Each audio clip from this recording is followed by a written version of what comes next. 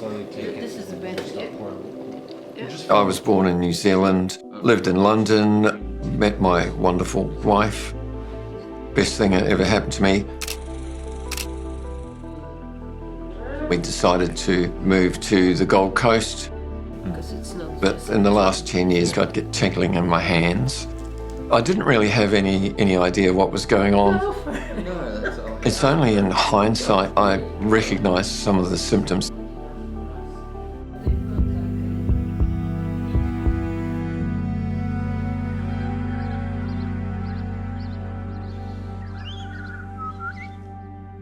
There was nothing obvious to me beforehand.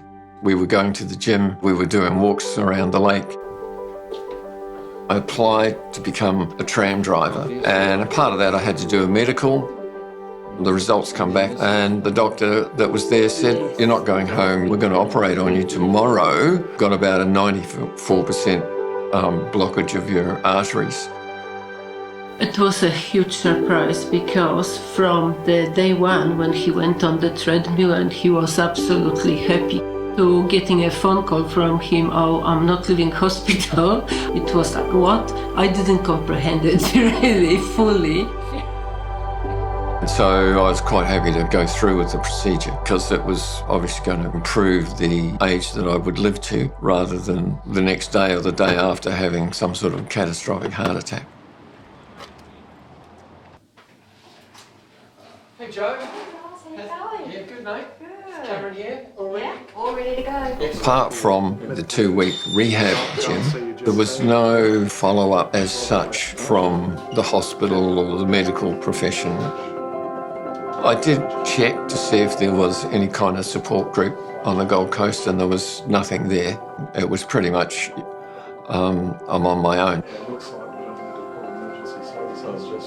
Since the surgery, I would say that I'm probably more active. I think it's fair to say that without the gym, we wouldn't be able to do quite as much as what we do at the moment. Heart disease survival rates are changing enormously. The volume and numbers of people needing support is increasing year by year. Now we've got this sort of new area, a new challenge for our health systems to take on.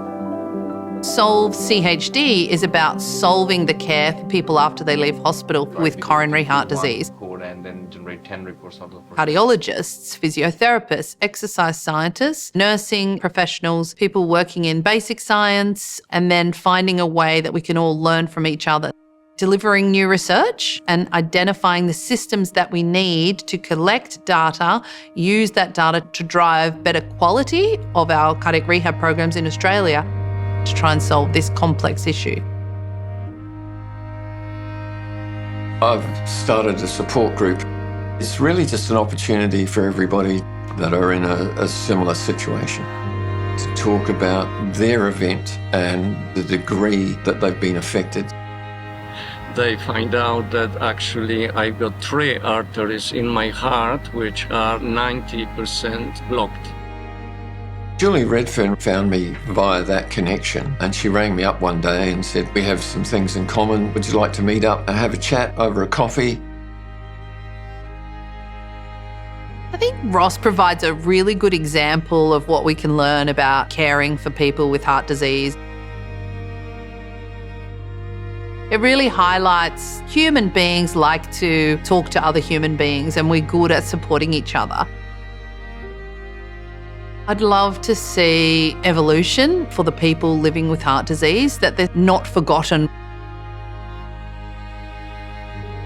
We need to think about structural efficiencies and how can we help more people live their best lives in the most efficient way.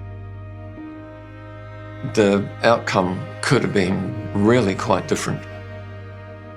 And I'm sitting here today thinking that's the best thing I ever did, was to apply for that job.